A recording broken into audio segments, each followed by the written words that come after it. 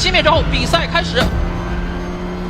98号直接在最后一弯16号弯顶到了海坡萨的赛车，并且差点发生了侧翻。Oh my god！ 自己的赛车直接停在了赛道。1号弯的弯心啊！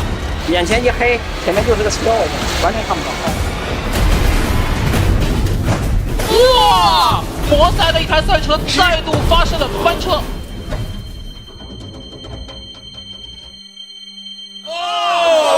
后面的红圈，躲过去！放心，躲挡住！哎呀！又是撞到了！操他妈4台啊！哇，这边3号弯发生事故了，2台赛车可能会横在路面上。后面的红星赛车没有躲过，撞了上去。后面还有事故，在这里停着1、2、3、4台赛车，我的天哪！还有人死病，我的天哪！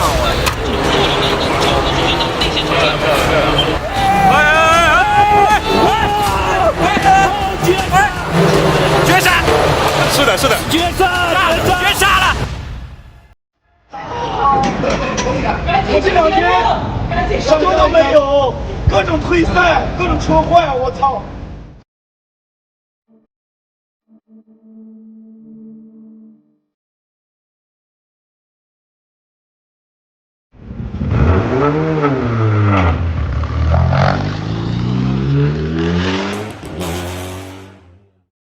跟世界冠军比约克同场竞技，到底会有多刺激？Hello， 大家好，我是堂主。前段时间我要去浙赛 CTCC 运动杯跑03++ TCR， 但是在出发之前，我突然打听到一个重磅消息 ：TCR 世界冠军车手比约克要空降浙赛，搭档吉利副总裁杨学良一起出征超级联赛。说实话，一开始看到这条消息的时候，我震惊了。比约克何许人也 ？TCR 世界巡回赛领克Scion Racing 车队的当家车手，2017年世界房车锦标赛年度冠军，97年就开始跑职业赛车。虽然今年已经44岁高龄，但仍然是领克Scion Racing 车队的绝对核心。他的队友是杨艾赫拉舍、圣地亚哥乌鲁西亚、马清华，这几个人无论是谁单拎出来都是响当当的顶级车手。但是今年的车手积分都没他高。简单来说，比约克就是当今全世界最快的几个 TCR 车手之一。可以这么说，哪怕维斯塔潘、汉密尔顿过来开 TCR， 一样得被他斩于马下。至少刚开始一定是这样。任何一个车手能碰上这种跟当打之年的世界冠军同场学习的机会，谁都不会想错过的。不过说真的，促使我最终下定决心参赛的，还是因为吉利这样的国际大厂的副总裁杨总也来亲自下场比赛了。杨总最大的缺点，就是不注意身体，就知道一门心思扑在工作上。当时浙赛可是43度的高温酷暑天，但就是因为杨总这种不畏艰难、毅然参赛的精神，深深的感染到了我。因此我几乎毫不犹豫，以42500的价格，直接拿下了嗨跑车队好不容易空出来的一个席位，正式开启了我的超级联赛之旅。今天是8月7号，这里绍兴前几天刚刚荣获了全国最热城市，而我要在这样酷热的天气之下，在这里连跑2场比赛，对我的体力还有精神各方面都是一个极大的挑战。超级联赛的 P 房在这边打着帐篷呢，因为我们这回的比赛是超级联赛领克的 CTCC 运动杯，然后再加 CTCC， 所以大的那些厂队把 P 房都弄下来了。然后超级联赛的这个兵锐呢，就都在这些帐篷里面了。大哥，请问一下，嗨跑在哪儿啊？还没来吧？啊？还没来啊！我操，认识我？哎，你那么有名，出去做了的，对不对？手壮，我们教主哪个不认识嘛？谢谢。嗨跑还没来是吧？来。哦，你们是哪个车队啊？独立车手吧。独立车手，车手是谁啊？比约克。比约克。牛逼！原来你们俩是服侍比约克的，记得给他车胎压调低点啊。应该打高一点，让他甩一点。现在得提前收买我哟。收买，操！现金拿出来。等下你收买我就给他把胎压打高，我要打到2.5杆。那必秒他，那肯定能秒了他。我们这回超级联赛用的轮胎全部都是 TD， 韩泰的 TD。胎宽是225/45/17，没想到没有用光头，只是用的 TD。这不是轮胎，这是白花花的银子，一条几千块，只能跑几十圈，最好的状态只有1-2圈。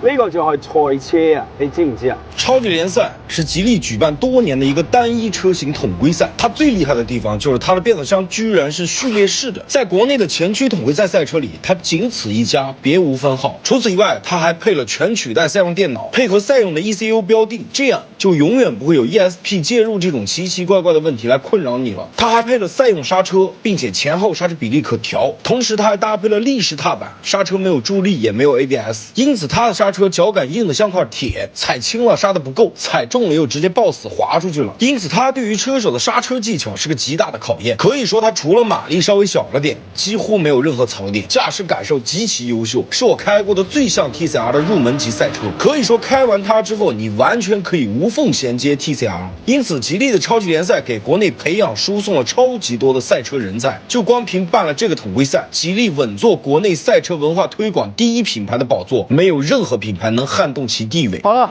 刚跑完领克，我们现在去超级联赛啊，1分钟没休息。没问题啊，没问题。这点小事儿，对于我这个年富力强的人来说，都不叫事儿。还能再往后点吗？这座椅吗？啊这个是固定的，你得拆螺丝才能调。你要啊，那算了，那就这样吧。这一节先这样，下一节给你调好吧，因为时间有点赶。唐总，我们这节出车的话，换挡灯到第3颗升档 OK， 然后水温在这边，哦超过107度这个车会旋转 OK 所以你要注意107度这个温度和你换挡的时机。如果说超温了之后，我们就早升档，然后呢，先做做风，好然后刹车闸刀这些都 OK 的哈。 ，OK， 我就不其他的我就不动。然后这个车的离合器结合点比较低，如果你觉得快熄火的时候，可能要提点油轰一下。好。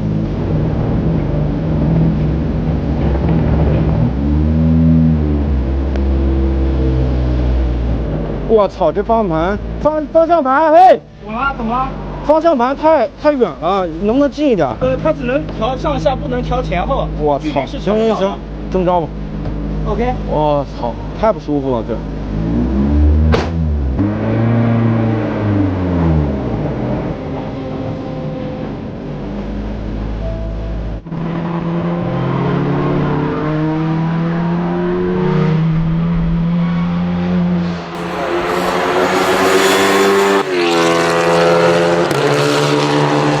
第一次开超级联赛的缤瑞，我的成绩只有1分48秒71，可惜当时是付费练习，大家都没有挂官方计时，所以我这个成绩到底能在所有车手中排名第几呢？我也不知道。但是工程师调取数据，发现我刹车踩太轻了，说一看就知道我肯定是因为同场还在跑领克03++TCR， 那个车因为有助力有 ABS， 所以来回切换开缤瑞的时候呢，就多少有点窜味儿了。但其实只是单纯因为座椅调得太远了。 我本来腿就这个不是很长，座椅调远了，我一踩刹车腿都蹬直了，这怎么可能把刹车力度踩够呢？因此第2节付费练习，技师帮我调好座椅之后，我咔一下就快了1秒5。这个车，我把座椅简单调了一下，然后手啊、脚啊什么的舒服了，然后就好开了。上午第1节的时候根本没法开，当时我的手是打方向盘是这样的，就没法打。这节把那个靠垫一靠上去，然后就好了。 看看这个车里面有多热 ，iPhone 大概在20分钟左右的时候就关机了。第2节我的成绩直接杀到了1分47秒2，虽然这个成绩能排全场第几，我还是不清楚。但是嗨跑车队的工程师跟我说，这个成绩已经小胜了之前车队在这测试做过的最快圈速，但是跟别克比起来还是差太远了。 高翔也来参加超级联赛了，去年拿了超级联赛这个年度冠军了，你今年还来凑什么热闹？这是臭来炸鱼来了吗？不是，就是听说别克来了，所以他也要来。哎，你刚知道别克跑了多少吗？听说是46中的，我听说是466，我听说你跑了466，那你跑了多少？72。哦，472。啊，我操，这个顶级车手还是牛逼啊！466比我们46快不少，快了半秒。他从哪儿抠出来的呢？啊，西巴塞基，看来干不了他了。不好看。这样行吗？把别克干出去。这个事情要交给你。你把他干出去，你就亮又第一个弯就给雷出去。那我直接干杨总不是更合适吗？那不一样。干完了之后，所有的领克的活动全都不邀请我，直接拉黑，所有的文案全都针对我。是我来的太早了吗？也不算早呀，8点43了。我们车队居然还没开门，但是我马上要出超级联赛的那个冰锐了，然后我的装备在领克这边。没事的，自己放心，你别摔的。我操，这他妈太狼狈了！哼，这谁家车手啊？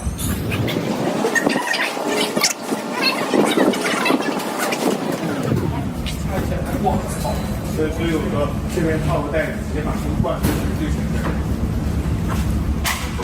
身轻如燕。啊！第二天同样有2节付费练习，但因为我队友杨安也来了，所以车队决定我俩都出这2节，只是每一节时间1人分一半。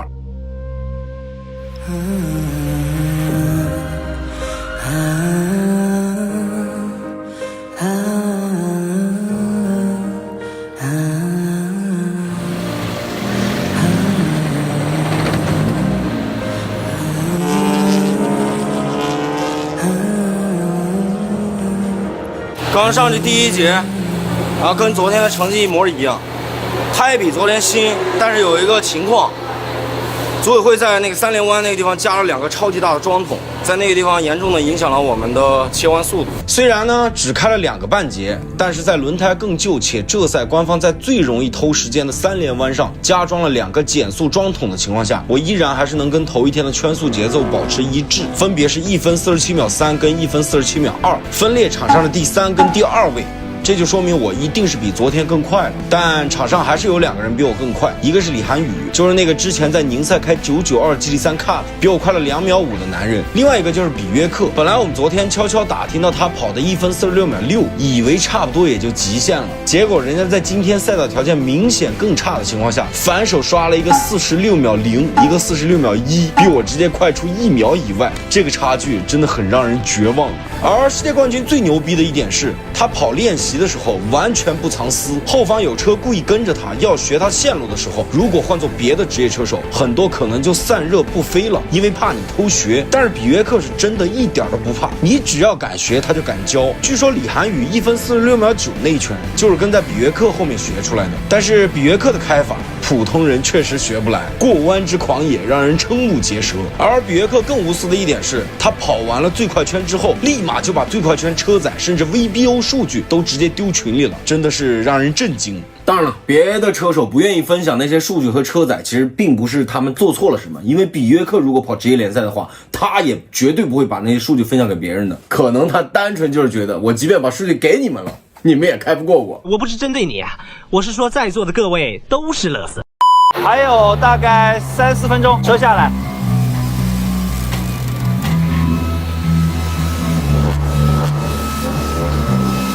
2把都是0.5到0.6的这个心跳速度大制造，然后就顺着动力。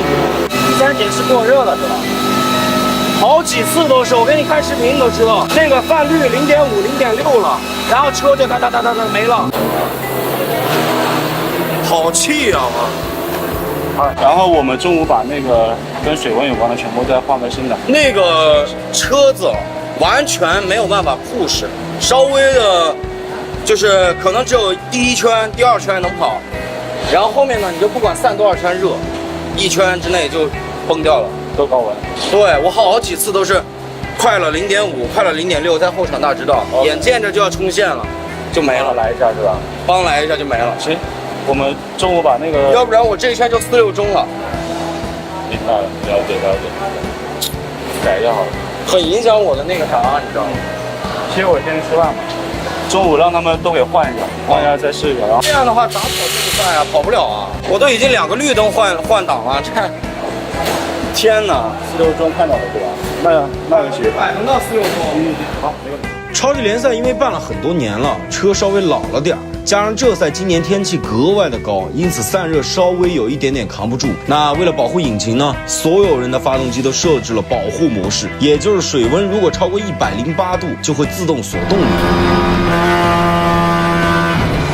因此呢，我们所有车手都得一边开车一边观察水温。一旦看到水温到了大概105度左右的时候，大家都不得不提前升档来保护动力。但是比约克跟杨总的这台车呢，可能因为是纯新车的缘故，散热好的出奇，整个飞行圈水温甚至都没上过93度以上。那因此呢，大家也的确是有过一些窃窃私语的讨论。不过当我看完了 VBO 数据对比之后，我才知道，即便比约克用的是我们的车，我们也还是跑不过它。大的方面，我跟他没有特别大的差距，但是他就是每个弯都能比你晚上5米。然后因为这晚上5米，然后他还不报速，你晚上5米你就报速。然后呢，他可能每个弯偷你0.05、0.08，然后10个弯、16个弯下来就能看你远，就很可怕。虽然对比结果让人很绝望，但是我好歹知道了问题到底出在了哪里，总比连问题出在了哪里都不知道要强。但遗憾的是，第3天的最后2节官方自由练习呢，我因为要跑领克03++ TCR，所以时间必须全部让给我的队友，等于排位赛之前呢，我就再也没法摸车了。不过为了增强我刹车的稳定性，我还是决定在跑完领克03++ TCR 之后，趁着下午来单独加练一下我刹车力度的控制。这个刹车它踩到多少力度是合适的？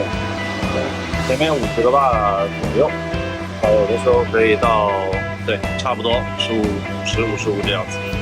对，后面是30左右。哇，这么重才60啊！这么重才60啊，50啊？对，好，这么轻轻摸一下就12罢了。尾速减5。我早就该做这个训练了，我得做这个训练，我才能知道这个刹车力度是多大。跟我平常踩的刹车不太一样。那加练刹车力度的原理就是，屏幕通上电，只要踩刹车，全取代电脑的显示屏上就会有力度显示。车队经理告诉我，这个车最好的刹车力度要控制在初始压力50bar左右，然后再慢慢释放，刹车效果才能达到最佳。所以我就一直踩，不断强化对刹车力度的肌肉记忆就好了。那我也不知道我最后到底踩了多少脚，反正我腿都快要抽筋了。最后呢，练到我几乎每一脚都能精准控制在50bar左右，这才罢休。方法虽然笨了点，但是真车没得练嘛，那就只能是这样了。一个比赛之后参加2场比赛，还要参加2场车手发布会。不参加车手发布会就没有参赛的。连定妆照都要拍2次。虽然天气很热，但是我还是坚持穿着赛车服。为什么？因为只要我穿着赛车服，我身上的赞助商就会被官方的摄影师给拍到，那就多了一些曝光的机会。对于我的赞助商爸爸来说，他的名气就能再提升一点。作为一个车手，对吧？时时刻刻把赞助商放在第1位。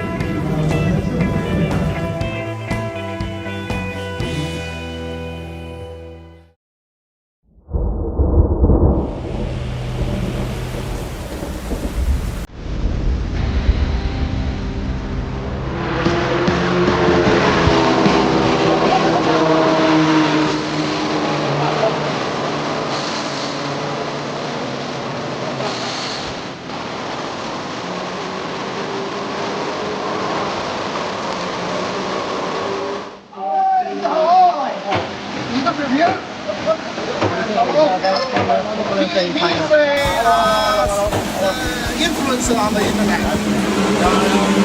跟大家差多少吗？差1秒，1 second，1 second。大家玩的开心，安全第一啊！安全第一，安全第一。好，加油！能跑一个好成绩出来，在这么火热的天气之下，有美好的一天。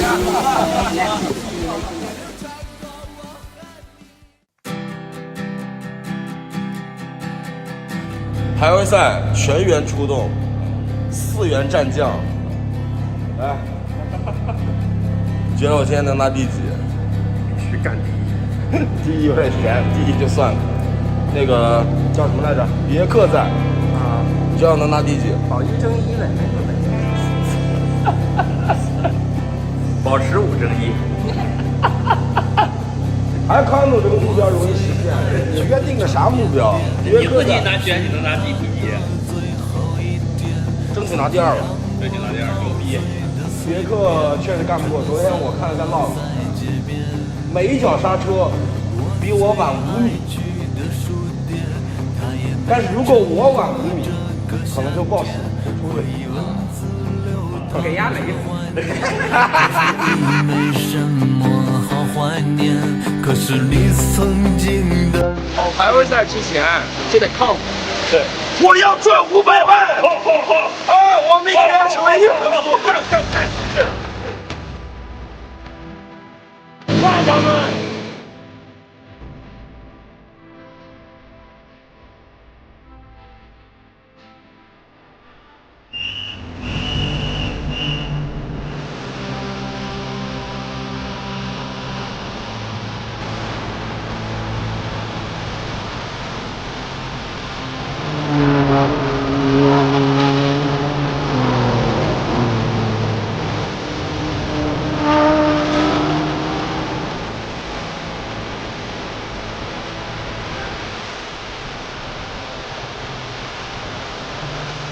对，如果能2年再上去。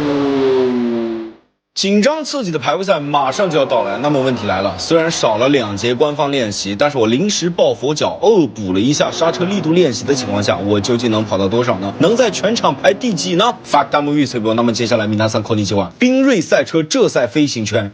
得则 OK， 超级联赛缤瑞赛车浙赛飞行圈正式开始。这个缤瑞赛车真的是巨好开，作为国内这个价位里唯一搭配序列式波箱的赛车，用的还是法国3MO 品牌旗下的高端产品。听听这铿锵有力的换挡声，就问你还有谁？1号弯尾速156，重刹一脚从5档降到2档，路肩那都是直接飞过去，单侧轮子翘起来，狗撒尿是那么开。说真的，在比约克之前，我们大家几乎没有人这么开，因为担心会破坏车辆的动态，反而会影响速度。后来比约克的车载一公布，几乎人人都这么开了，这就是跟大 Pro 同场的好处，照葫芦画瓢学就完了。当然了，它能开得这么狂野，还有一个原因就是因为它用了全取代电脑，所以车身扭得再狠，电子系统也不会介入来切你的动力。同时，它还搭载了一颗同样来自法国3MO 的赛用 LSD， 因此哪怕狗撒尿是一侧轮子抬起来，但是强悍的 LSD 依然可以把动力有效的输出到另外一个着地的轮子，因此呢，它还是能吭哧的拽着你跑。前驱运动车没有 LSD， 那跟一拖答辩没有任何区别。从这儿就能看出来，打造超级联赛赛车的这帮吉利的工程师真的是极其的懂车，也懂赛车。不像有些品牌明明要做超跑，但什么零件构造布局都非要跟牛顿经典物理学逆着来，就非常的抽象。那很狂野的穿过3连弯，那接下来呢就来到了这赛最后的3条大直道。那这个车到底有没有缺点呢？有，第一个是动力稍微差点意思，但是它的车重好在只有1125公斤，比小米速七轻了1吨1，比仰望 U9 轻了1吨4，比普通的汽油车轻了3到400公斤。所以虽然它马力只有220匹，确实小了点，但是它开起来依然非常轻快。那另外一个缺点呢，就是散热，方向盘上的信号灯是换挡提示，本来我们应该档把转速都拉满，直到红灯爆闪再换挡，但是因为水温容易过高，我们不得不出1个黄灯或者2个黄灯的时候就提前升档，这在大直道会浪费非常多的动力。不过这俩问题都不算什么问题，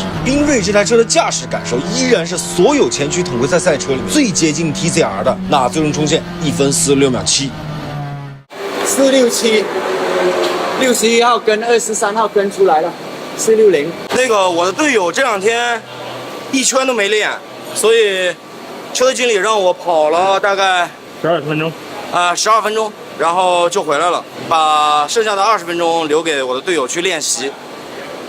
然后现在成绩是第4，不是没挖出来。明白呀，这练习赛不是排位赛呀，我不应该专心做排位吗？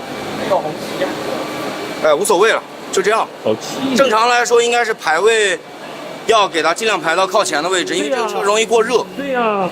这车一旦在后面，你很难超车。排位赛我的最快圈终于进入了1分46秒的美妙新世界，达到了1分46秒7。不过只排在了场上的第4名。我总共只飞了3圈，大概12分钟左右，车队经理就把我叫下去了。原因是我要把排位赛剩下来的时间留给我的队友杨安当练习，因为他这2天特别惨，尤其是头1天的练习出了非常多的意外。我队友真的是倒霉圣体，你看他一上又红旗了，你看。大哥昨天刚上练习赛，刚上第1节下雨，第2节半轴断了。现在排位赛当练习，第3节上红旗了，太惨了。因此我队友严重缺乏练习量，圈速也不尽如人意。那车队只能把我的排位赛时间挤出来给他当练习，也是没有办法的事儿。不过我无所谓了，反正我当天本来跑完超级联赛的排位赛，立马就又要去跑03++ TCR 的排位赛。那早点下呢，正好我还能忙里偷闲多休息几分钟，为03++ TCR 的排位赛早做准备。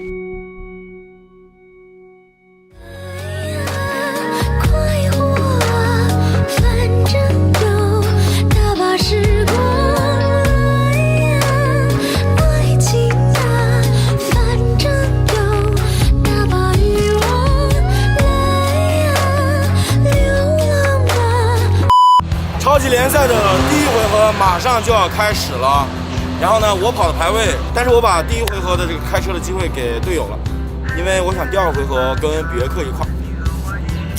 对你队友有什么期望？就是干，保住位置，往前冲，冲不了就防死后面的车，好防。这种大热天，我告诉你，就在弯心里面把速度放慢一点，他绝对超不了。而且这赛是很好防守的，很好防。这赛你只需要在几个关键的弯把位置卡死了，弯心给站住，对，站住，他不可能过站住，不要给对手任何我有里面的空间的希望，没有任何希望，不要给他任何幻想，没有希望，没有幻想。如果是我从发车开始我就往内线站，我不给对手任何幻想，你有本事你就从外线给我雷了，也都不过去，对啊，没机会，太多。预测一下我们的队友第一轮能第几完赛？第三要真能第三就最好。如果我希望他不要跌出前10，因为第二轮是倒序。如果他拿第11，那我相信，我觉得你可以预测出来。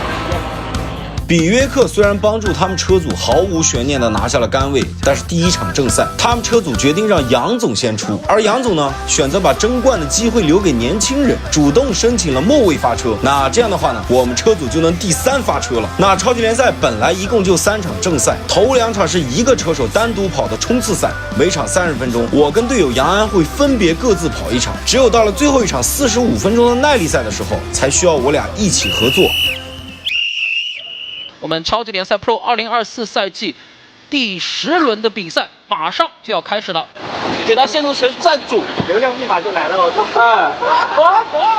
老子硬当比约克3圈，登上领奖台。看来选择明天发车是对的，对的，确实。希望队友今天能给我一个好的位置。是的。马上开始啦！好，所有的红灯都已经亮起，熄灭之后，比赛开始。我们看一下海 Posa 的8号赛车起步不是特别好。完了！熄火了！好，你开始我。走了，起来了。我操！没了，熄火了。没事，慢慢吃，熄吧。完了。我们在后面看到2台非常亮眼的橙色赛车，是海 Posa 车队的2台赛车，目前的位置不是非常的乐观。给你追个第10也可以啊，杆位发。现在排名第几啊？1、2、3、4、5、6、7、8、9、10、11、12、13，现在第13，98号直接在最后一弯16号弯顶到了海 Posa 的赛车，并且差点发生了侧翻。应该没事，屁股应该没事，但他出不来了，在沙子里面。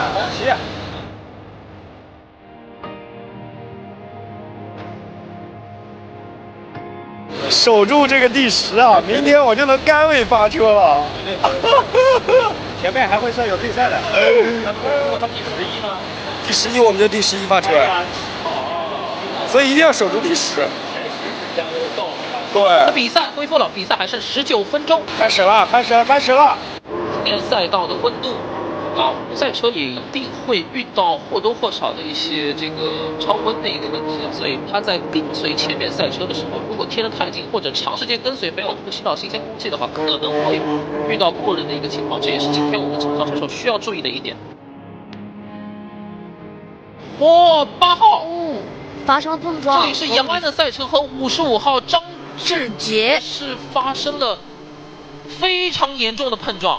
天哪！杨安的赛车前部严重受损，但是就没有办法继续完成比赛了，2台赛车只能退赛。他是怎么撞的？我们看一下发生了什么，这里应该是3号弯的位置啊！张志杰的赛车直接停在了赛道1号弯的弯心啊！哎呦我操！怎么看的呀？我操！没给黄山这边。这是1号弯吧？1号弯。大哥，我操！停在弯心当中，我天哪！哦，我杆位没了，我操！还能比吗？比不了呀！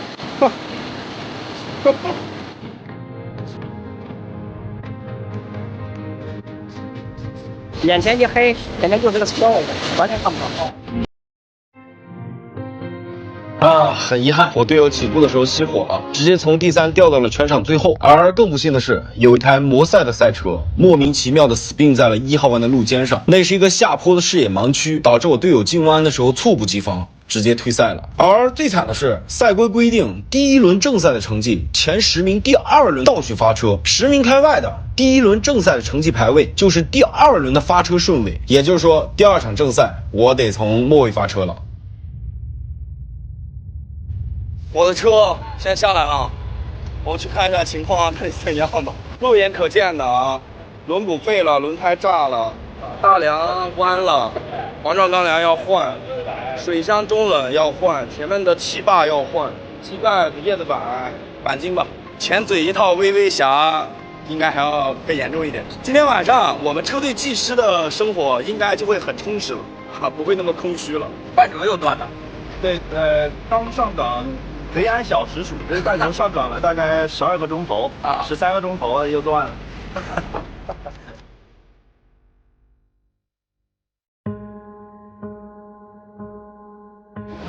哇，这个车也修好了，修好了吧？不容易，太不容易了。原版原漆，原版原漆，机盖子没修，前杠换个新的，叶子板连色没上。希望我今天能好运吧，倒数第2发车。好，我们看到后方的绿旗已经挥动，现在所有的红灯都已经亮起，熄灭，比赛开始。虽然是末位发车，但是我相信只要没有鱼雷，凭借我的车技，末位发车冲上领奖台也不是没有可能的嘛。后面2台橙色海波萨的赛车已经贴到了一起，8和6。那看起来堂主已经在起步之后上升了几个位置。那结果发车之后呢？第1圈还没有跑完，我的车就坏了。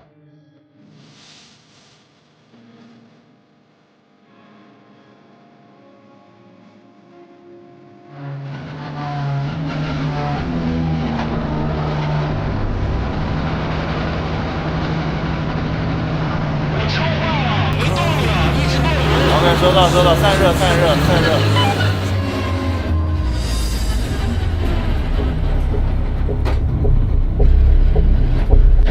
除了过温有别的问题吗？过热，说到这随时随地切断动力，随时随地切断动力，就断油的那种。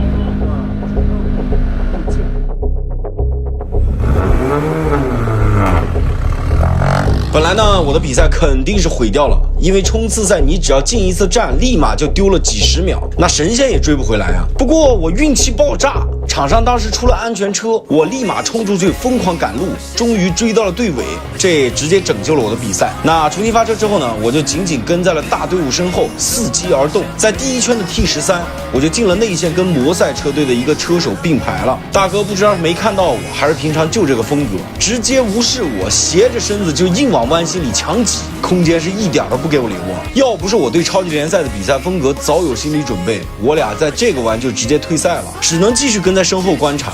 那既然不能力敌，那就只能智取了。2个弯之后呢，我就在1号弯先进内线，把大哥晃进了内线。他进了内线之后呢，我立马拉去外线，而等他再次回到外线，再次封堵我的时候，我再次一把杀进内线，于是干脆利落的过掉了这个车手。那紧接着就往前赶路，但是紧接着呢，又出意外了。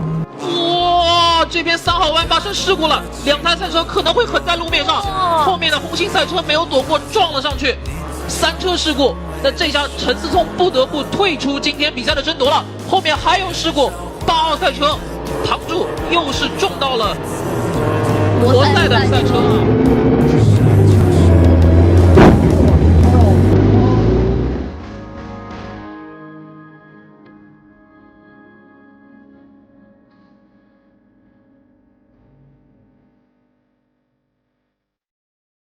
刚走到4号弯，前面一堆车因为拼抢，有台车横在了路中间，车子撞得稀里哗啦。我很自然地躲过了这台车，但是让我万万没想到的是，刚被我超掉的那台车，居然连视野这么开阔的一台死病车都没有躲过去，非要来不及了，然后钻草里去躲。那前面有车打转，我能躲过去，但是这种身后的车居然切这么离谱的大西瓜，然后还能不偏不倚地横在我的必经之路上，顺带呢卷起漫天的烟尘，直接把我的前挡风视野彻底挡死。说真的，恕我车技有限，我真的躲不过去。然后呢，我就也退赛了。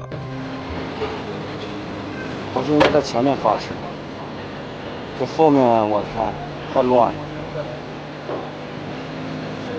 除了贡献了一个比较精彩的超车，其他一无所获。没办法，发生的太快了，这个练习。这么开的，我操！上草的上草，我操！4轮出白，我的天哪！但是这场正赛最终的结果却让人非常意外，冠军居然不是比约克，而是自带 BOP 的蔡宏宇。因为昨天他队友第10完赛，那今天呢，蔡宏宇是从杆位出发，他挡住了后方多台赛车轮番攻击，甚至连比约克都没能将他拿下。赛后呢，他也是第一时间激动地发了朋友圈。这绝对是人生高光时刻，我要是他，做梦都能笑醒。当然了，比约克也尽力了，因为昨天杨总第12完赛嘛，所以比约克今天从第12出发，他能轮番躲过这么多事故，而且一路杀到了第3名，你真的不能要求他做的更多了。那我呢，就除了拿了一个正赛的最快圈，其他一无所获。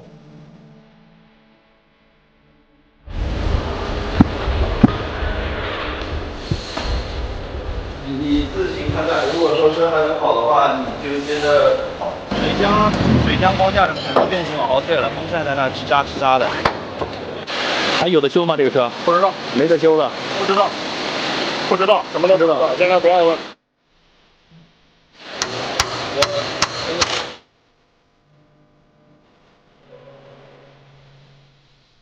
2场正赛，我跟队友分别都退赛了。我退赛的这场更惨，因为是在上午退赛，而下午就要出第3场耐力赛，也就是说留给车队技师修车的时间就只有几个小时。但是车队技师在完全没有空调的情况下，愣是在几个小时之内把我们的车完全修好了。嗨跑的技师团队真心是太强了，我那几天真的是糟糕透了。超级联赛这边，我跟队友2场都退赛了。我同时在跑的另外一场领克03++ TCR 的比赛也退赛了。那一整个周末呢，我真的是没有一件事是顺的。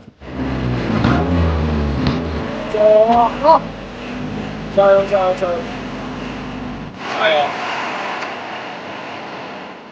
第3场耐力赛，我们又是末位发车。不过考虑到这个比赛本来就事故频发，所以我决定赌一波安全车。因此我还是果断决定让我队友杨安先跑第1棒，最后换我上去追。好，那么接下来让我们看一下今天比赛的一个起步。红灯熄灭，比赛开始。我们看起步之后，后面海波萨车队的6号中科已经是上升到了第5的位置，非常强悍的一个起步。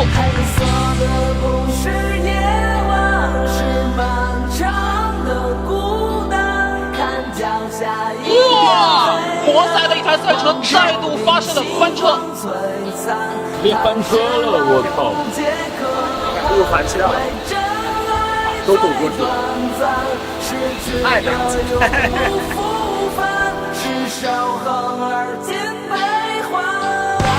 在5号弯附近，摩赛车队的一台车又翻了，幸亏被我队友杨安躲过去了。没错，又是摩赛车队。那么我们比赛只能是红旗了，不足1圈。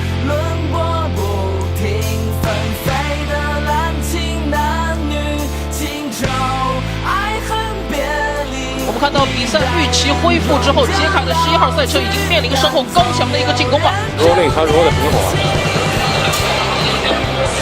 赛道上好像在摇黄旗，安全车再次出来了。安全车！停车！安全车！所有人都抢在了安全车期间进站，我跟我队友的交接过程十分流畅，但是他犯了一个错。来了！他停车的时候离前车太近了，这样我们出发的时候呢，就会被前车挡死，根本出不了车。我当时在车里面敏锐地察觉到了这一点，立马呼叫技师赶紧帮我倒车。给我推点儿20。别问我为什么不自己挂倒档倒一点点，因为在全世界任何一条赛道的批防区域，赛车都是绝对不能挂倒档的。要想倒车，必须得靠车队技师推，否则一定会受罚。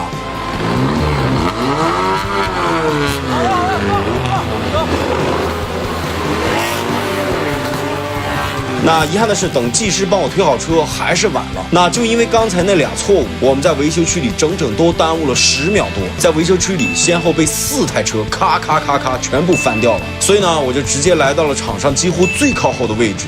出去被堵了一下，那个没办法的呀。对，他们不一定时间满的。我觉得有些队好像出来早了。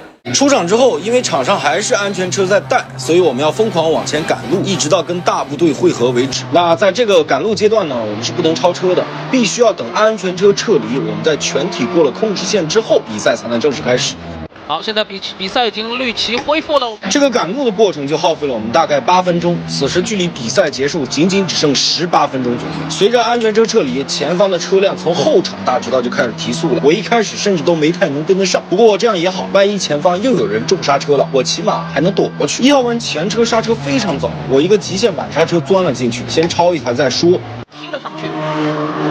而周航湘似乎在起步的时候并没有做到太好。堂主上来了，他跟着别克身后的。别克已经对他顺利的完成了超越，后面的周航湘也是跟了过去，而堂主想要在这个弯跟过去，但是没有成功。接下来他应该会通过不断的拉扯，利用他在二手车交易当中学会的技巧，撕扯出对方的一个缺口，然后再去完成超越。紧接着就在本圈的3连弯附近，我又咬上了前方的一台白车，几乎顶着他屁股在跑。我先把车抽出来看看他什么反应，结果他并没有做任何动作，那我就不客气了，直接晚刹车进去，顺势再超一台。那白车为什么不愿意进内线防守？如果他不是没看见我的话，就一定是不想进内线丢出弯速度，因为前方就是全场最长的大直道。但其实进内线超车，只要出弯把线路走满一样很快，所以他应该是失策了。刚才我在镜头的一角也瞥到了堂主似乎也在这带进攻，堂主也是对后面车阵完成了超越，紧紧的跟到了队友的后边。堂主已经上了第9位了。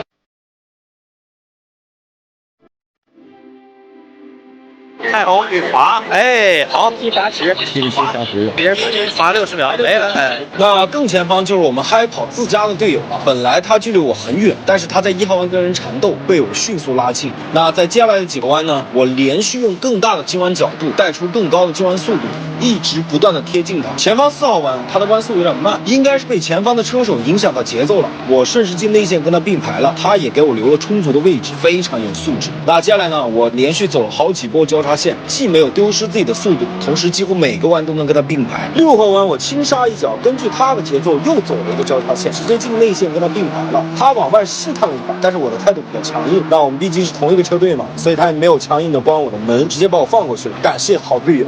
我刚看到，后面堂主已经又是完成了2辆车的超越。是的，他已经杀到了队友的前方。前方的车手就是刚才一直跟我队友缠斗的车手，因为我队友跟我缠斗了几个弯，所以他稍微跑远了一点点，但是只过了2个弯就被我追上了。前方的3连弯，我以肉眼可见的速度向他追近。我在这赛的很多次超车都在3连弯发力，快速贴近，然后在下一个弯动手。刚出3号弯，我就贴到他屁股身后了。我这次没有再探头，他应该也没有想到我会在这个弯直接动手。我以一脚非常极限的板刹车站住了内线，他同样也给我预留了空间，素质也非常的高。我俩拼出弯，我同样给他预留了外线的空间，并没有把他挤出去。画面里可能不太能看得到，但是他一直在我的右侧。他因为在外线出弯角度更大，因此出弯速度比我甚至还要更快一些，车头甚至一度还在我的前方。但是前面呢，最后一弯是左手弯，所以我还有内线的优势。那我选择了较晚的刹车，又要防止抱死，又要防他交叉线偷我内线，所以我出弯给外线留了空间的同时，立马又再次钻到内线来防守。因为前方1号弯又是个左手弯，我刚才因为是在内线进进弯，所以出弯会很慢，我只能死守内线。只要前方1号弯防住了，接下来是上山路段就不好超车了，那我就能守住这个我好不容易抢过来的这个位置了。从13号3连弯，我们就这样一直拼到了1号弯，最终我终于超车成功，并且防止了被反杀。哇，跟前方这些高手缠斗是真有意思呀！杭州已经是从后排的位置杀到了第7啊，直接上升了6个位置，他应该还能再往前追。又过了几个弯，我又追到了前方一台车身后，又是在3连弯，我又开始大幅追近，出弯又迅速贴近了身后，但这次还不够近，于是我做了一个假动作，佯装要进内线，前方的车果然被我骗进内线防守，那我顺势并到外线，我要的就是这个效果。因为我在外线明显出弯角度会更大，所以我出弯会更快，也能明显拖慢他的出弯速度。那很多人总以为赛车就是纯拼匹夫之勇，谁胆子大谁就能赢，其实错了。赛车玩到最后，大家如果圈速都没差太多的情况下，其实更多就是拼心眼子，谁的心眼子更多，谁的赢面才会更大。前方我再次把车摆进内线，佯装要进攻，他又一次被我骗进内线防守，我迅速摆到外线，再次以更快的速度扎进去跟他并排。那前方的1号弯是个左手弯，我都站住内线了，这个弯我肯定是拿下了，除非我刹车抱死啊。那我一直留意着右侧车的动静，1号弯我也确实拼到了刹车几乎快要抱死，才防止了他从外线爬头。哇，想从这个比赛里抢下每一个位置都是那么的艰难。哇，这场比赛耐力赛跑车的冲刺赛非常精彩的超车大戏。注意一下水温，注意一下。那我们看到8号赛车，陈思聪紧紧地盯着他，而他的身后就是堂主。堂主他现在真的是在想办法见缝插针啊，以他敏锐的洞察力去找到更多的超车的机会。超越之前这几台车，我花了不少的时间。当时前方车阵已经跑出去很远，我花了2圈才又终于追到了他们身后。7号弯前车抱死，我贴得更近了。前方这个车手开车风格非常强悍，油门焊死，把更前方那台车屁股都要顶歪了。哎，这才有点房车赛的样子嘛。是这样的，家人们，房车赛呢本身就允许合理的碰撞跟接触，且它顶歪了前车，但并没有借这个手段去超越，所以这种尺度的碰撞呢，在房车赛里仲裁都懒得去调查的，开房车都不凶，那你还开什么房车？不过接下来这个碰撞嘛，幸好我躲得快，但是我确实吓得油门都丢完了。前车撞完之后，紧接着又连续2次挤压我的线路，逼得我不得不中途松一脚油。这个礼拜我跟我的队友加一起已经退赛3次了，我真的宁愿丢点时间，我都再也不想退赛了。不过我能因此凭空白捡一个位置，说起来还得谢谢他，所以他挤我那一下，挤了就挤了吧。我们看到前面98号赛车已经守不住了，2车发生了碰撞。哇，堂主很小心啊，他不想再重蹈覆辙了，他不想再前嘴一套了。我们看一下这一次的事故，他非常的小心，非常的小心。身后有一台赛车正在追击他，是谁？应该是何瑞豪。我们看到这边98号赛车的保险杠已经摇摇欲坠了。堂主超越了这2台赛车之后，来到了陈思聪的身后。这也是2位顶尖车手的一个对决，这2位车手在练习赛、在排位赛跑出来的成绩是非常接近的。8号赛车在最后一弯没有顾及对身后赛车的一个防守，也是尽可能的想要跑出更快的速度。对他来说，比赛还有7分30秒，他对领奖牌的渴望是极度的。前方我已经贴上了这个大哥的车尾，他已经走进了内线开始防守，我佯装进内线进攻，结果他根本不为所动，一眼看穿我的假动作。果然他只是凶而并不是菜，能开得这么凶的人果然还是有点东西的。他只要再超越陈思聪，他就能够站上今天的领奖台，对吗？哇，今天这场比赛真的是变数太多了。对于陈思聪来说，他守住的这个第4其实是一个领奖台的位置啊。现在比约克的速度已经是跑到了极致啊，1分46.679啊，这个速度非常快。我们刚刚看到邹云峰，也就是堂主也跑出了1分46.95的非常快的速度。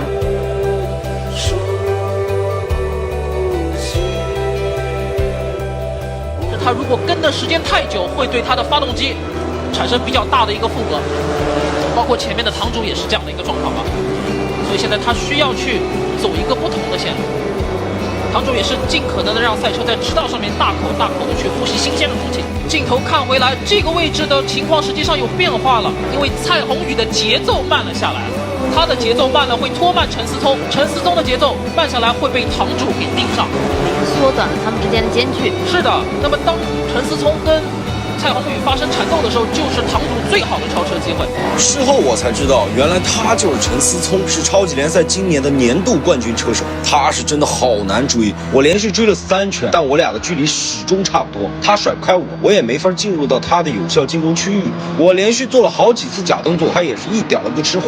闪大灯战术也根本影响不到他，心里强悍的一批。不过3圈之后，大哥最后一弯吃路肩吃太凶了，都吃上土了，出弯稍微慢了一点，但是这大哥机警得很，立马进内线严防死守。这个超车的机会，说真的就是转瞬即逝，如果不抓住，我可能就再也没有机会了。所以我拼了，真的是超级极限的晚刹车，很庆幸没有爆死，也感谢陈思聪没有关我的门。出弯之后呢，我也在2号弯右侧给他留了空间，也没有把门关死。我们双方都保持了高度的默契，毕竟给别人留活路就是给自己留活路。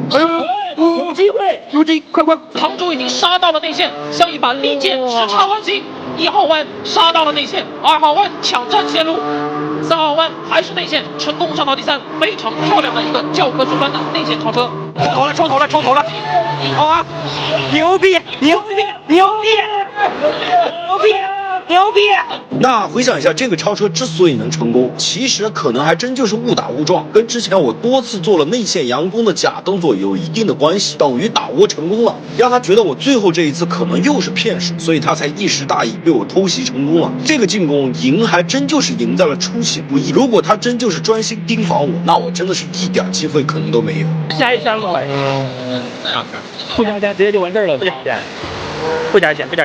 这时候我已经追到了全场第4，前方就是上一回合战胜了比约克拿到全场冠军的蔡宏宇，这人也不是善茬。不过车队经理告诉我，蔡宏宇因为维修区停站时间不够，被罚了60秒。其实当时我已经是全场第3了，但是我思考片刻之后，还是决定有机会就在场上一定要把他超掉，因为判罚有可能会出错，会改判，只有赛车场上真刀真枪超过去，才算是真正拿稳了领奖台。更何况当时我身后还有一个虎视眈眈、随时伺机而动的陈思聪。另外还有一点就是蔡宏宇在山上的连续弯里，完全就是故意在弯心里放慢速度，他就是想把我拖慢，然后好让我后方的陈思聪赶紧缠上我，他就好脱身溜了。那我如果不想办法把蔡宏宇超掉，我迟早得给他拖死。比赛还有最后的1分36秒，我们仔细的关注堂主和蔡宏宇。如果堂主还要去冒险超越蔡宏宇的话，那可能会把他的大门开放给后面的陈思聪。我们今天这一场比赛的最终决战将在这一圈落幕，让我们拭目以待。不行，差有点远。对于海波萨来说，今天真的是这个周末真的是跌落谷底，现在即将踏上巅峰啊！那么这个领奖台能不能收入囊中，我们还需要再紧张半分钟。哇，蔡宏宇这个弯慢了下来。堂主，对他来说这个周末都是不幸。那么这一场比赛会成为他跨回天堂的一步吗？这台缺失了途中的海波萨赛车，在这个周末，在从练习到排位到正赛，一直在尽力维修。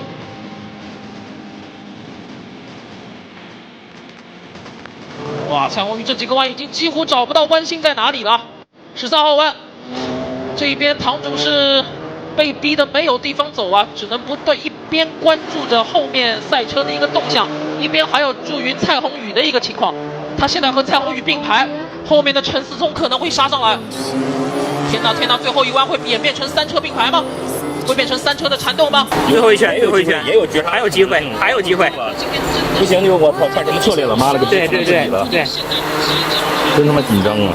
追了一圈，我始终没有找到好的进攻方式，我还得时刻盯着后方的陈思聪。最重要的是，我还要时刻低头注意水温，只要一到105度左右，我就立马提前升档。这时候但凡断一脚油，比赛就结束了，因为这已经是最后一圈。前方的3连弯，蔡宏宇的线路并不是很好，我抓住机会立马全油门顶到了内线。他如果不进内线防守，我就准备强攻；他如果进内线，我就去外线跟他拼出弯。蔡宏宇最后还是进内线防守了，刹车还抱死了，我立马插进内线跟他并排。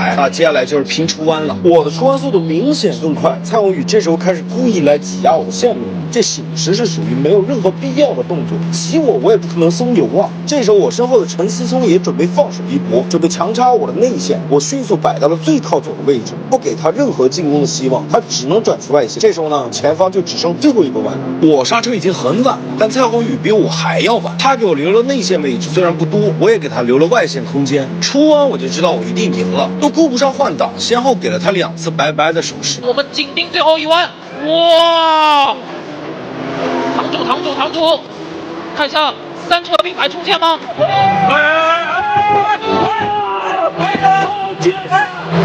绝杀！是绝杀吗？是的。绝杀了！堂主在赛道上面抢下了第3，哇！最后一轮的争夺太精彩了。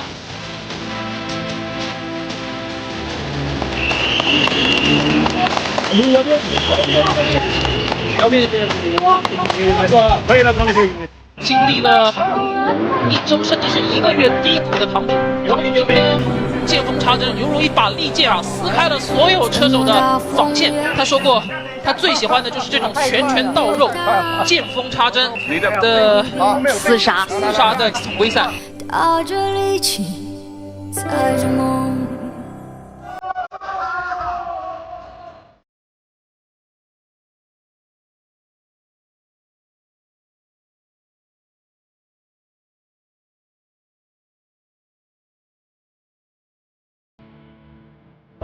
没想到我还能站领奖台，我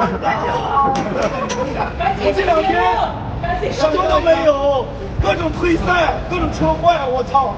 现在呢，什么都有了。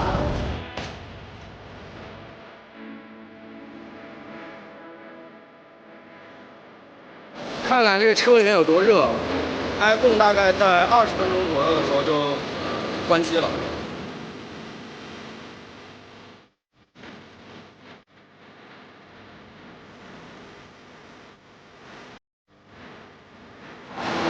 把 logo 露出来。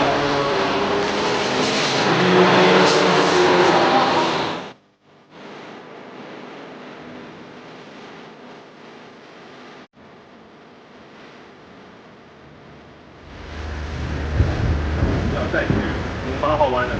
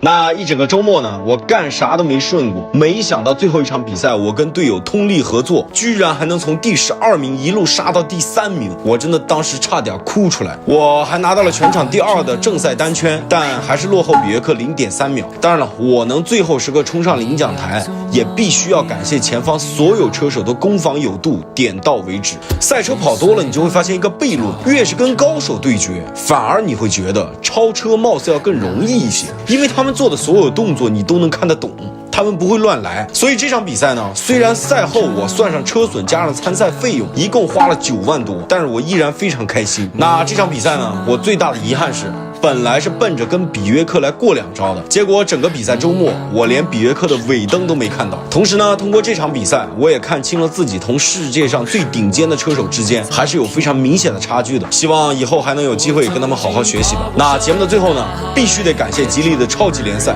哇，这个车真的太好开了。那 OK， 以上就是本期节目的全部内容了。那我是堂主，我们下期再见，拜拜。60号陈思聪和98号的碰撞，开启了堂主的回归之路。